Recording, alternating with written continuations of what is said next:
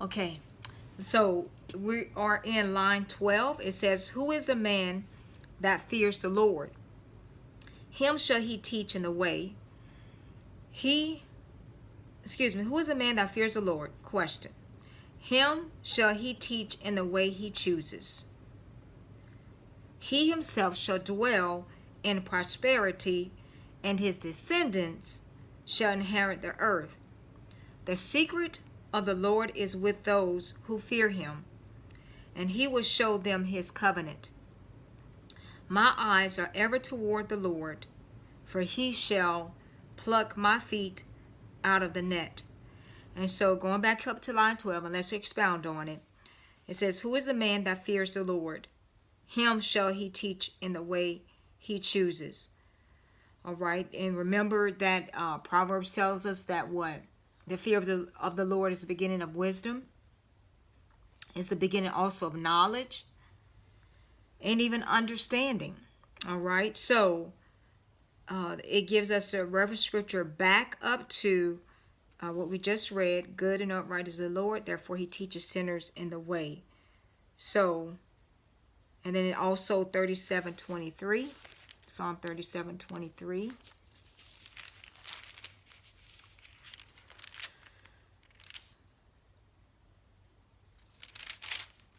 That says, "The steps of a good man are ordered by the Lord, and he delights in his way." So the steps of a good man are established by the Lord, and he delights in his way. 13. "He himself shall dwell in prosperity, and his descendants shall inherit the earth." So he himself shall dwell in goodness, and his descendants shall inherit the earth. And so it takes us to Proverbs 19:23. That says, "The fear of the Lord leads to life, and he who has it will abide in satisfaction. He will not be visited with evil." And then on that one, it refers us to 1 Timothy 4:8.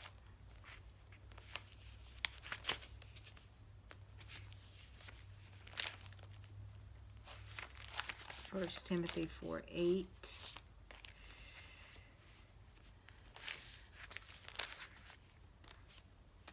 That says, "For bodily exercise profits a little, but godliness is profitable for all things, having promise of the life that now is and of that which is to come." All right, so he himself shall dwell in prosperity, and his descendants shall inherit the earth.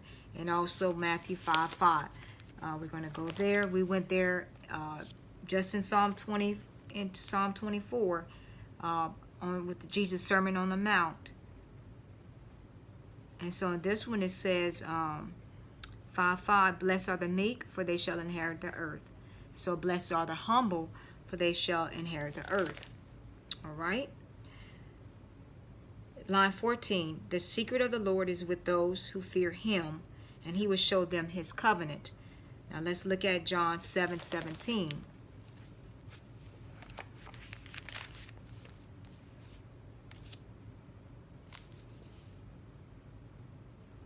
All right.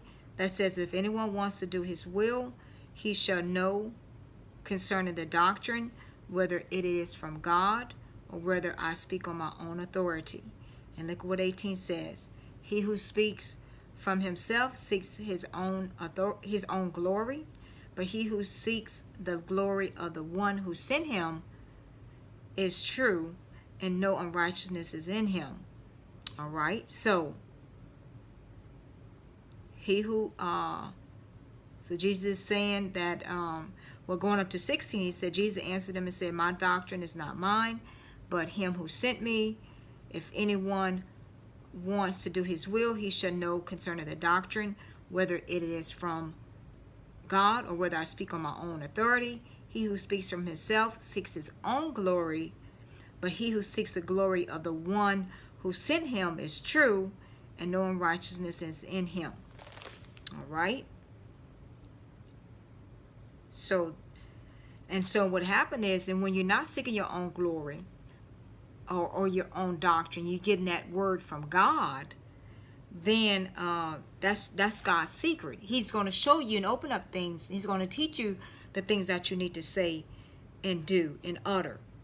And then it says, the secret of the Lord is with those who fear him, and he will show them his covenant. He's going to teach them that word, those laws, those commands.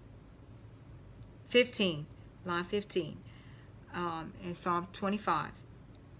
My eyes are ever toward the Lord, for he shall pluck my feet out of the net. So, Psalm 123:2 is a reference scripture.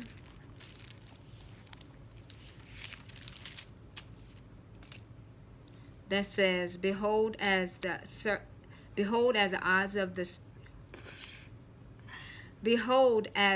eyes of servants look to the hand of their masters, as the eyes of a maid to the hand of her mistress, so our eyes look to the Lord our God until he has mercy on us.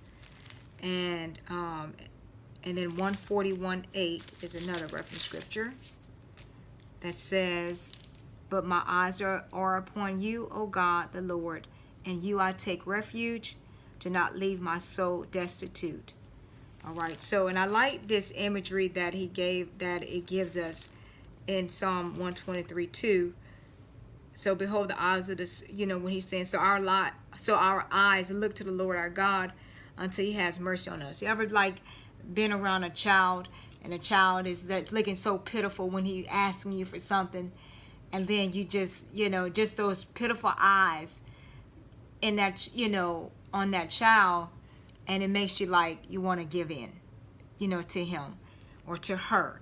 All right. And so the same way is that we're just looking at God and just looking at God, so pitiful. So he couldn't have mercy on us. All right. So we'll pick it up, our last stanza in the next segment.